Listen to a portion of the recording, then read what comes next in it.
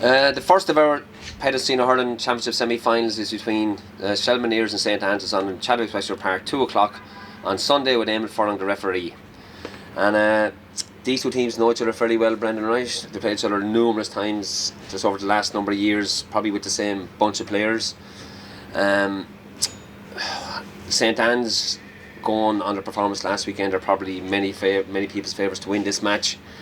So listen, you played both teams an awful lot over the last couple of years as well. How do you think it'll go? Well, St Anne's seem to be going very well this year, you know. There's a lot of young players and they've been playing a good brand of hurling, you know. They played Gorey there earlier in the championship and it was a really good game, a good battle, like, you know. They beat Ferns by 4 or 5 points, and 5 points maybe there, you know, had a strong second half against them, you know, put the Rapparees away, like totally demolished them last week, like, you know. So they're going very well. Dave Redmond and Richie Flynn over the team seem to have brought a new little dimension to them. You know, and one thing about the Ans is they're always there in the knockout stages. They're a very hard team to beat. They've a will to win. They're always hard to break down, and they'll never throw in the towel, you know. But they're playing a good brand of hurling now so far, like, so, you know. I think they'll go well, like, you know. Right, and we won't ask for any predictions yet anyway. And on the other side here, Ed, you're looking at, I suppose I'll just go straight to free takers, right? Like St Anne's free takers, or Kendi, what's his name? Kyle Kendi, sorry, Kyle Kendi. He was really good last week again, right? Should we know the Shelmaliers free taker? Ross was injured for the start of the year, but he's kind of taken over the free taking duties now. In matches like these that go that close, like, free taking will probably be very, very important again. Yeah, well, both of them are very good free takers, and you know, Kyle Kendi, I mentioned on commentary the last day, he has a lovely style of taking frees, and you know, he's so steady taking them, and he just so good, wrists are so good that he just floats them over the bar, you know. It could come down to free taking. I think it's going to be a lot closer than people do think, you know. I think the Shelmaliers, the Ans looked very, very good last Saturday, but you know, the Shelmaliers do have good players that can stop the Ans good players, you know. But one statistic there, 40 shots for the Ans and they scored 33 points. That's a very high percentage, you know.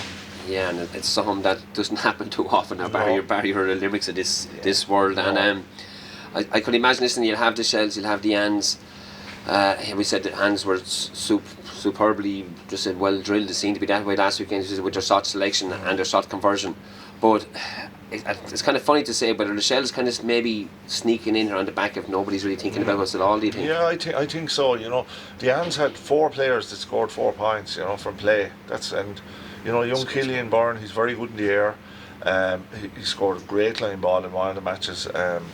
And you know, him and Paddy Doyle are a huge help to the Ans. You know, 2 new players has revitalised them. And you know, Andrew Moore, Justin Moore, he's a serious hurler. Paul, you've seen him before. He used to play in the half back line. Now he's in the half forward line. Lee Moog was so sharp. I think Dee O'Keefe had his best game last Saturday. I think he was so sure in what he was doing and using the head now more than the legs, you know. But I thought he was very good too. And yeah, but we know the Ans or St Anne's have plenty of young fellas named, most of them. When you go to the Shelmaliers side, like, the 2 Connors seem to be kind of nailed onto the team now, or maybe they aren't, but they look to be so far anyway. They're playing very well, ain't they? Lively players and going well, and you know, they add a freshness to it, you know. You know, the Shells, like, they will, as you said there, like, there's always only a puck of a ball between you know, the Ans and the Shells. Like, they've had a lot of good battles now over the last couple of years, and you know, Sean King, Carl there, and lads like that, like, you know, they're, you know. Oh yeah, that's the experience they have as well. And you'll be looking at Owen Ryan seems to be the man marker kind of thing from St Anne's. Who do you think he'll pick up in this semi-final? Like, who's just say the Shells go too forward? Like, it's you see Conor Hearn was playing inside. You know, it'll be interesting to see where he starts or where Sean Keane Carr starts. You know, they went with the 2 of them, and inside there young Paddy Connors, who's a very exciting young forward as well. So it'll depend on what way. But let's not forget, the Shells held the Martins to 11 points, which is no mean feat with the amount of forwards the Martins have, you know. So they're capable of stopping the Ans forwards as well, you know. Yeah, definitely. And I suppose, listen, they'll definitely be hurting from their football loss, and they will have been focused on purely this hurling match since then. And so I think that since then, since the Ans have lost their relegation match, which I'm sure is out of the system by them by now.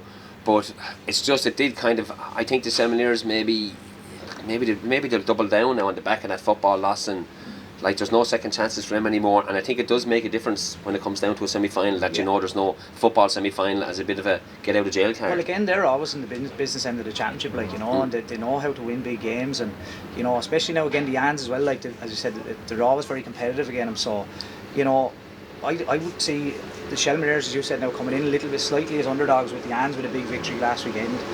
I think they'll be happy enough in that position, and they'll relish that chance now to prove that they still have a kick in them to win a championship. You know, an hour's hurling away from the county final it's a great opportunity, like, you know. So Joe Kelly and Brian Malone are back to years, you know. Yeah. Joe Kelly was exceptional against Highgate and Belfield in the midfield position, you know, and he's got such a good brain out there as well. Conor Hearn as well been hurling so well this year for Wexford and for the Shelmaliers as well, you know. So No, I think we're kind of in agreement that to be very little between these two teams come 3:30 on Sunday evening. So I suppose, Ed, give us your 30-second or 40-second synopsis on who's going to win this match and why. Yeah, as I said earlier, I think it will be close, but I just have a sneaky feeling for the Ants this time. You know, I was very impressed with him against the Raps. I think they're very, very sharp. And some will say that the Raps weren't good on the day, but you know, the Ants still came up with the performance, and I'm going to go with them slightly. Slightly, that's alright. And how about you, Brendan? yeah, I would say now. Look, I just think the Ans they just have a good blend there of youth and experience as well, and they're playing, you know, they're playing a good brand of hurling. You know, as Ed said, they're like 40 scoring chances last weekend.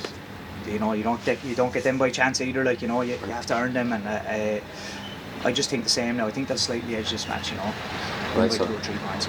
two boys are going for a St. Anne's win, and I'm going to do Peter and just go the opposite, just purely for luck, that's all. So at least one of us can say we're right. So listen, I'm just going to go for the Shells to spoil the St. Anne's party and win by a point or two.